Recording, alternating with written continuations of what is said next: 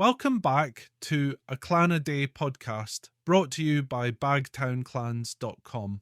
I'm your host, Colin MacDonald.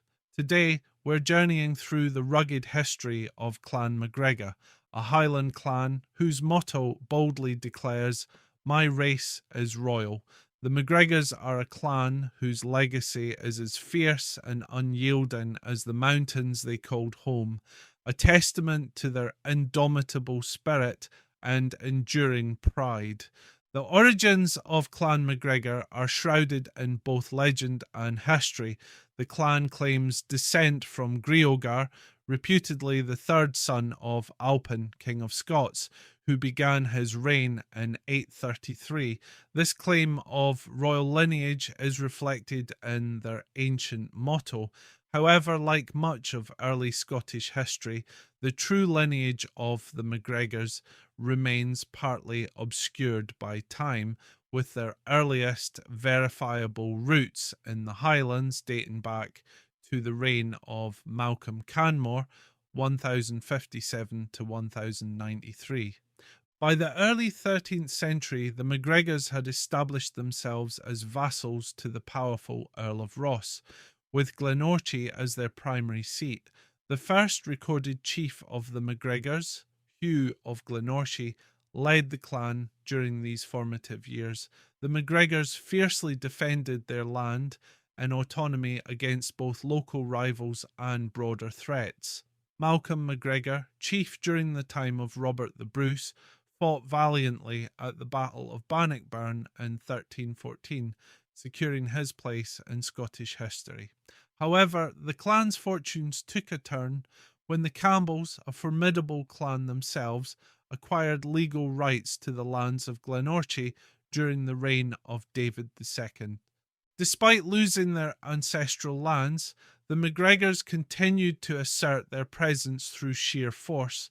Their refusal to submit to legal decrees and feudal norms often placed them at odds with both the Scottish crown and their neighbours. This defiance led to a series of conflicts, most notably against the Campbells, who increasingly encroached on MacGregor territory. By the late 15th century, the MacGregors found themselves largely landless, driven to the fringes of their once vast territories, their survival depending on a combination of cattle raiding and strategic alliances. The 16th century brought even harsher conditions for the MacGregors. In 1488, under the reign of James IV, a law was enacted aimed at curbing the lawlessness in the Highlands, directly targeting clans like the MacGregors. This marked the beginning of a dark chapter for the clan, as they became infamous for their acts of retribution and defiance against those who sought to suppress them. The Children of the Mist, as they were often called, retreated into the Highlands, becoming outlaws in their own homeland. One of the most infamous episodes in MacGregor history occurred in 1603 with the Battle of Glenfruin. Under the leadership of Alastair MacGregor of Glenstray, the MacGregors launched a raid against the Colquhouns of Luss, resulting in a devastating defeat for the Colquhouns and the death of 140 men. In retaliation, King James VI issued an edict that effectively outlawed the entire clan, prescribing the name MacGregor and authorising a campaign of fire and sword against them. The edict made it legal to kill a MacGregor without fear of punishment, and the very name was outlawed under penalty of death. Despite these extreme measures, the MacGregors remained resilient. They took refuge in the most remote parts of the Highlands, using their knowledge of the terrain to evade capture. Their fierce reputation grew, and they continued to raid and resist. The story of Alastair MacGregor's betrayal and execution in 1604 is a poignant reminder of the harsh realities faced by the clan. Promised safe passage by the Earl of Argyll, Alastair was instead captured and brought to Edinburgh, where he and 11 of his clansmen were hanged. The clan's fortunes saw a turn during the Wars of the Three Kingdoms. Many MacGregors, including the famous Rob Roy McGregor, fought under the Royalist banner during the Jacobite risings of the 17th and 18th centuries. Rob Roy, born in 1671, became a folk hero, famously defying the Duke of Montrose and his efforts to suppress the clan.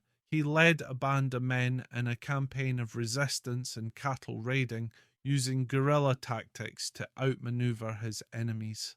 His exploits were romanticised by Sir Walter Scott, further cementing his place in Scottish lore. Even after the Jacobite defeat at Culloden in 1746, the MacGregors refused to be fully subdued. It wasn't until 1784, after nearly 2 centuries of persecution, that the British Parliament finally repealed the laws against the clan, allowing them to once again bear the name MacGregor openly and reclaim their heritage. Today, the MacGregor legacy is celebrated by descendants and clan members worldwide. The Clan Gregor Society, founded in 1822, works tirelessly to preserve the history and heritage of this storied clan, from their proud claim of royal blood to their unyielding resistance against all forms of oppression. The MacGregor's story is one of resilience, defiance, and an unwavering commitment to their identity. Thank you for joining us on this journey through the history of Clan MacGregor. Remember to tune in tomorrow for another episode of A Clan a Day podcast. I'm Colin MacDonald, and as always, go on Irie and both are leet.